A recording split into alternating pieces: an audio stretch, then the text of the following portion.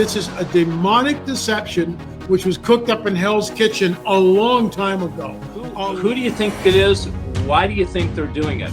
They come from another dimension. That is the second heaven. You believe that most Christians could see them if they would just open up their eyes. We are in the days of Noah up to our eyeballs, and it ain't going away.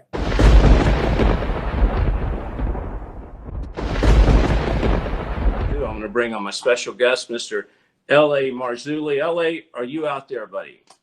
I certainly am. Thanks for having me on, David. Appreciate it. L.A., on top of all that, I think the most important thing for people out there to know about you is that you're a pastor. You have a pastor's heart. You have the heart of seeking truth and trying to reveal the truth to people. Is that right? Well, yeah. I mean, as a pastor for a number of years. I was also a worship leader for 25 years. So I've been involved in the church. About 10 years ago, the Lord took me out of what I was doing and placed me doing what I'm doing now. I sort of was trained for it. My roots are in the occult. My roots are in the Eastern mysticism, which came over in '63 with the Beatles.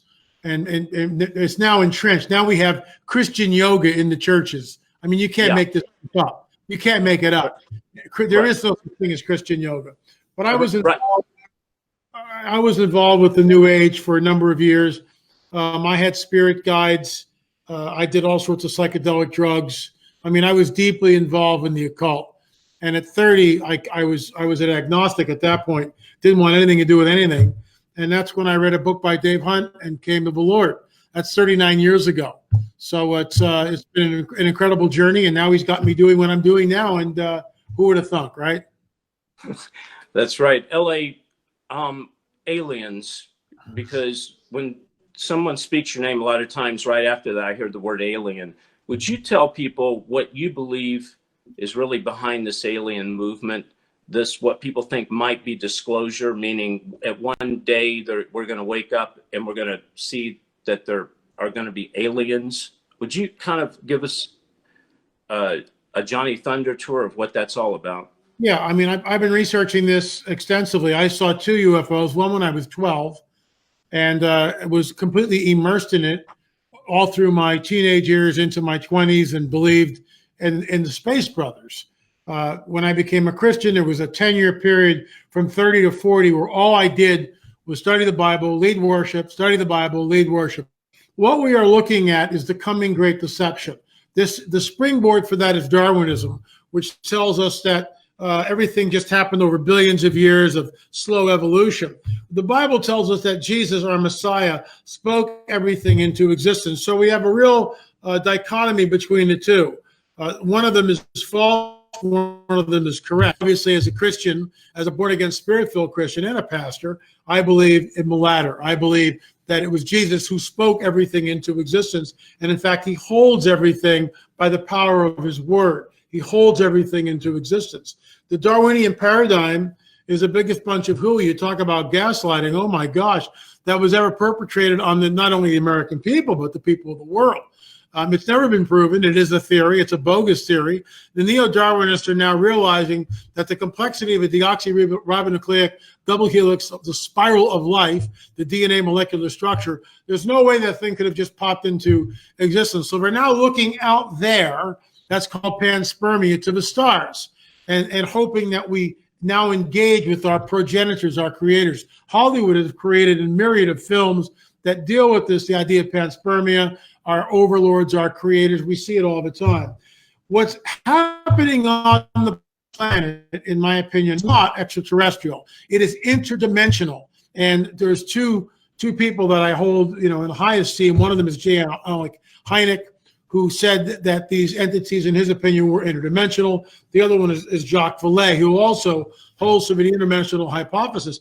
These are not extraterrestrial. They're interdimensional beings. They do have the ability to manipulate space, time, matter, and energy in ways that we don't.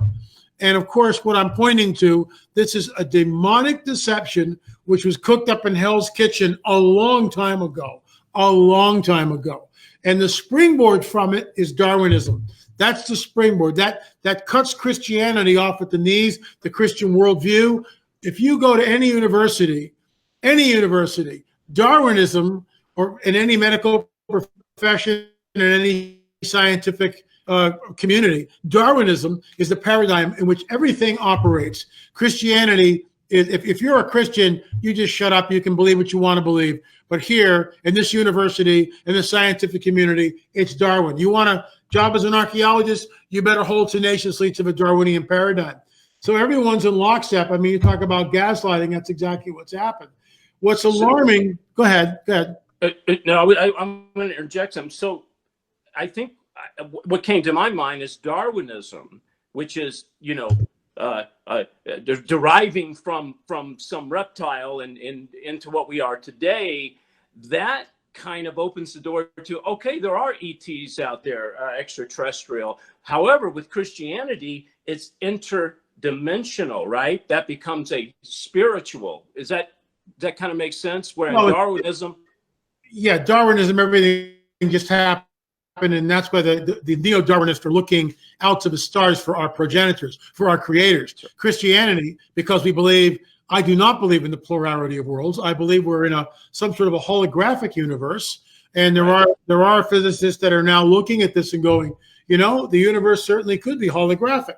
There's a scripture that says God rolls up the universe, like a scroll. Is that literal or is that metaphor?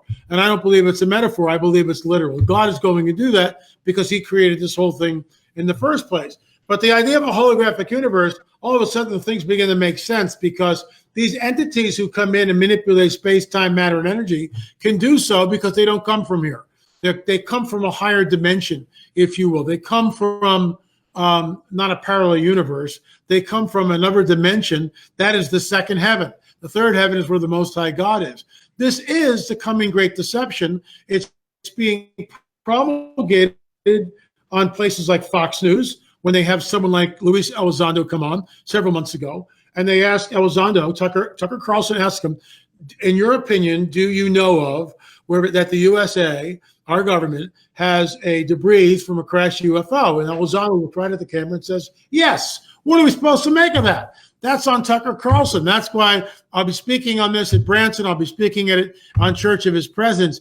This is paramount in the sense that if it's what I've been studying and writing about for well over 20 years and researching it since I was 12 or 13, because I saw my UFO at 12, and that's when I went, whoa, what is this? This is the coming great deception. There was a woman that emailed me recently from an undisclosed location, and she had very dramatic footage of a UFO. There's actually 5 of them over the ocean. And there were 2 UFOs like this. And they were exchanging energy, light. You could see it. It's only for like a second. She clicked it, in the photograph. You can see the energy being exchanged between the ships. Well, she's been in church all of her life. She's a Christian. She's born again and spirit-filled. She was so taken aback by this, she was flustered. She didn't know how to deal with it. She didn't know how to cope with it. There was nothing in her paradigm that helped her deal with the subject matter. This is why I write the books and make the DVDs and come on shows like yours, because Christians need to understand that, no, this isn't any more tinfoil hat stuff. This is on Fox News, and it's coming down, folks. It's coming down.